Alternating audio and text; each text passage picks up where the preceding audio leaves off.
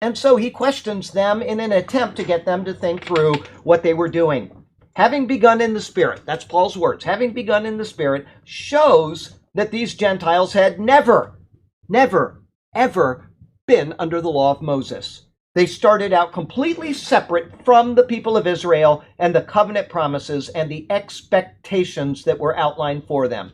But then came the message of Christ.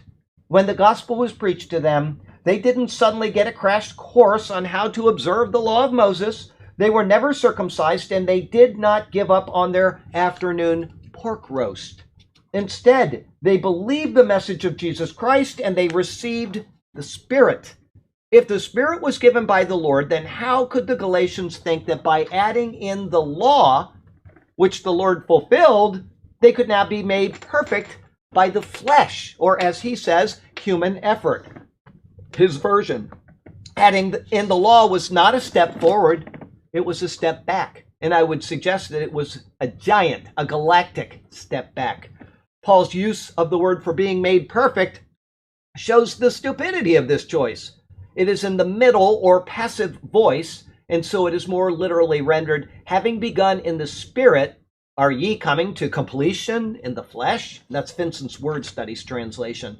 The words are filled with irony, and they are intended to show the Galatians, and thus us, because this is recorded in Scripture, the utterly absurd nature of expecting to be perfected based on the law of Moses when it could never perfect anyone. Not one person from the time of the giving of the law of Moses, when it was established with fire, consuming the animals on the altar and saying, I approve of this law, I approve of the priestly mediatorship of Aaron and his sons under the law.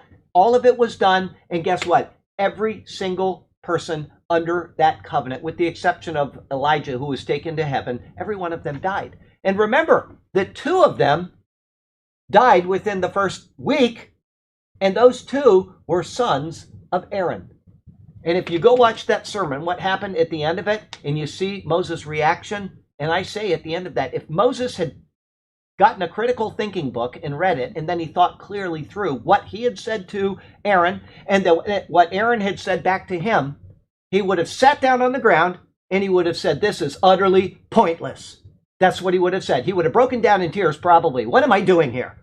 Go watch that sermon and you will understand what I'm talking about. The 2 sons died. They had eaten the sacrifice of sin for the people. They're supposed to take away the people's sin in picture. It's what the typology, what Christ does for us in typology. And guess what? They died. So that means what? Horribly. Yeah, horribly, by the way. So go watch that sermon. You'll understand this. Stop being so bullheaded about the law of Moses and not eating bacon and observing the Sabbath and all of the things that you cannot do, and just trust Christ and have a ham sandwich. Okay? I mean, it's just, I don't understand it. How people can get this in their heads. All right, let's go on. The words are filled with irony, okay? Vincent's Word Studies, as translated by Paul, the words are filled with irony, and they are intended to show the Galatians, and thus us, the utterly absurd nature of expecting to be perfected based on the law of Moses when it could never perfect anyone. Instead of arriving on pleasing parkway, they had been misdirected to senseless circle.